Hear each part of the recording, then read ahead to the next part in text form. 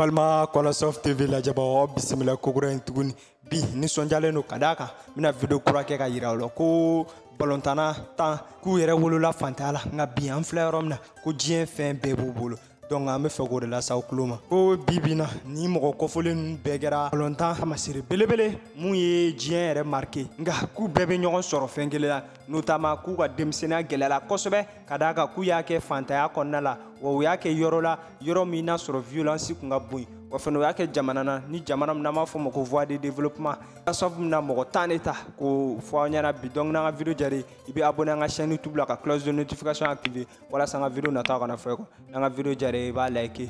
Thierry Henry bi ko balontana belebele do na soro di Arsenal rega jeri koro kuno afene ko iri korba bolo Franci équipe yere fe ko mo chakmanta do ka demsena beke Ulysse no yere Franci dugudo notamment abe yorom na ko Bakar Thierry kunu na ma fama ko Geto ko yoro ko folela ko Titi na yere be wele togomna ko asomogo sigiraine ko bibina ko Thierry Henry ko dolo belebele no jiengono wa fene ko Chima Bali ka nyina anana ka boyorom na no aka quartier ko foleni Rivaldo fitini nama ka korobara bidonville de kono nangwa mako Bakarchi no e police ta are bangena no ko okume Brésil club enfant ko aga demsina bege fanta en konala notamment no e malnutrition no e dumini dumbale na kunte dumini suraka kere sandamana mo kofe kay ballon d'or soro sam bagele ni keme kono ton bigono ton wakati wagara champion du monde samba flantan flawati comme aba kalama Rivaldo ko Barça jer korodo na ga retraite yereta samba flantan nan wakati ni ko aga demsina o temene kofe Carlos Tevez ka demsenia ka nyogon hona demsenia gelema ka aga dogone koni kamele kofole ka ere balola na wolola yorom na ko fierté apache ere ko capital quartier munaga juguni quartier be na ma fama banlieue les plus dangereuses no ere capitale Argentine capital Buenos Aires o bandi jekulu do re kera sababu ka fafa na ma fuma ko gengu o aba ko okun liele no drogula ka ba kun tsaka foige na ma drogumi wa Carlos yere Tevez Carlos ko wakati chama yere aga demsena clanche be habmage kelela ere ka fola kuni balonta kunte kale kumege na fo ka quartier demsen to ko akme faga so apma ere soro kasola walma kumege drogu tala bay o dondala hayin fo ka to ka carrière kono dondala Carlos Tevez yere ko abe sambi sabani kele na fleurom na ko bi wa agera Argentine fe chien bioron shegi o ay Ligue des Champions soro sam baflan shegi wakati ni Manchester United afena ay trophée chama soro trophée misen chama Roberto Carlos ona farayena ko Roberto Carlos kap me barake afaka furula jana ka ke joueur kawte dala nga o kuma do chere ko ni kamele ko folen kap me barake furula jana ka ballon tandamne ko ahre bangena Los Caños de Meca no ere Brésil notamment no ere be Sao Paulo fe ko Roberto Carlos ko agera Ignanyo Sao Jaola to santan nani wakati la ko sandamana o kofe ko abike champion du monde samba flani fla wakati fena ko abi ballon d'argent soro ayraga ko équipier kofe no Ronaldo koroba ka Ligue des Champions ta chen saba kato ere alla samba kelen kema konoton bi konoton shegi wakati samba fla ni fla wakati ko erega kumala ko ayta barage furula ko dondala obege trophée tigi chama Samuel Eto'o ko Cameroun ka dolo nama fama ko Samuel Eto'o ni kamele kofole ko akera géré nama fama l'un des meilleurs footballeurs de tous les temps adamne samba flan nani wakati katabla samba flan kononto wakati ko ay bi keme ani biduru nyokona de do ni Barça ere ka club belebele folo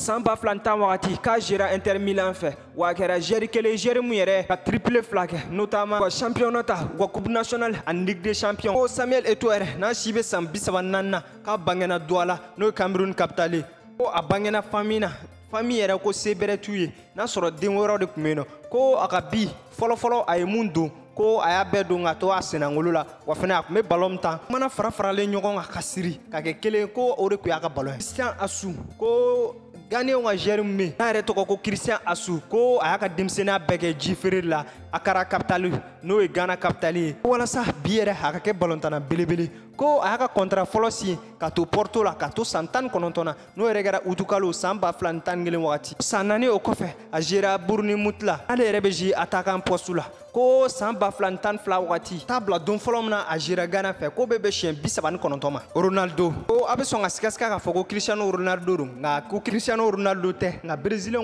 Ronaldo de kodo are to ko sebeseba Ronaldo Luis Nazário de Lima Dio Ronaldo ko a yɛrɛ bangena Beto Ribeiro n'o yɛrɛ Rio de Janeiro n'o ye Brésil dugu dɔ ye o quartier fantan quartier dɔ n'an b'a fɔ a ma ba quartier. Ronaldo k'a ka ballon fɔlɔfɔlɔ sɔrɔ Noël dɔ la Noël min n'a kɛra san 1980 wagati n'o yɛrɛ kɛra k'a to san 4 nan kabini o de kɛra a ma se ka fara ballon na ko a ma se ka tige ta walasa ka taa se la Flamengo n'o yɛrɛ kun y'a ka club ye a yɛrɛ kun bɛ fɛ ka jouer club min na ala ni fantanya fɛ a ma se ka billet sɔngɔ sɔrɔ ka t'o test la san 1993 wagati ko a kun bɛ san 17 la n'a y'a ka contrat professionnel fɔlɔ signé k'o kɛra Cruzeiro san damadamanin o kɔfɛ a kɛra phénomène ko a ye ballon d'or 2 sɔrɔ san 1997 wagati ani san 2002 wagati ko a ye coupe du monde ta ni Brésil san 2002 wagati a yɛrɛ y'a ka retraite ta san 2011 wagati ko ka to san 38 Diego Armando Maradona ko a yɛrɛ bangena san 1960 octobre kalo tile 30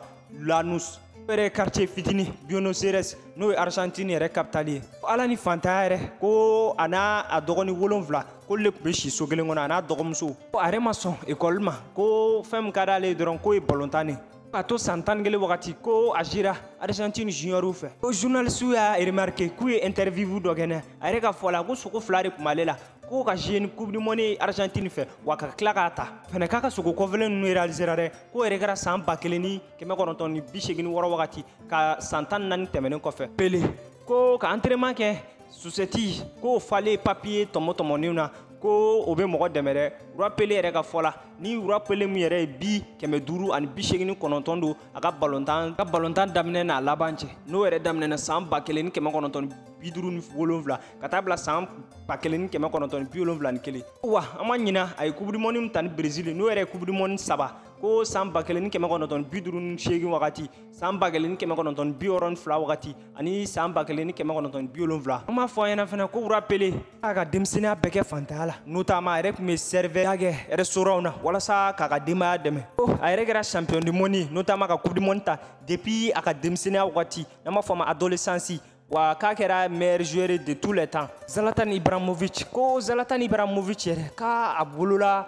an b'a fɔ a ma ko Bakarci n'a yɛrɛ kun ba sigilen tɛ kosɛbɛ Malmo ko a fa yɛrɛ kun ye gulominaba dɔ ye ko a ba ko o y'a lamɔ ni gɛlɛya kɔnɔ notamment a kun b'a bugɔ wagati bɛɛ ko bad boy ka d'a kan ko a kun bɛ nɛgɛso suɲɛ de kɛ ko i n'a fɔ Carlos Tevez ko Zlatan Ibrahimovic ko ni ballontan kun tɛ tun bɛ kɛ delinga belebele ko bibi na ko a ɲɔgɔnna joueur ka dɔgɔ ko notamment ka championnat kelen ta siɲɛ 10 ka tugu ɲɔgɔn na ka daminɛ san 2005 wagati ka taa bila san 2015 la fɛnɛ ko siɲɛ 9 a kɛra meilleur joueur Suède e ka fɔ la ko diɲɛlatigɛ bɛ sɔn ka nɔgɔya ko ka i ka denmisɛnniya daminɛ ni delinga ye ko bibi na yɛrɛ ka kɛ mɔgɔ sangaba ye fo verbe dɔ yɛrɛ bɛ da i tɔgɔ la n'o yɛrɛ y'a ka fɔ ye donc an ka video de filɛ ka s'a kuncɛyɔrɔ ma an ka video jara i b'i abonné an ka chaîne YouTube la ka cloche de notification activer walasa an ka video nataw kana fɔ kɔ an ka video jara i b'a like kana ɲina k'i hakilinata da an ka bi video kɔnɔna la n tɔgɔ ko la n ka chaîne ye Kola Soft TV Instagram sanfɛ i bɛ se ka taa n suivre Kola 9.y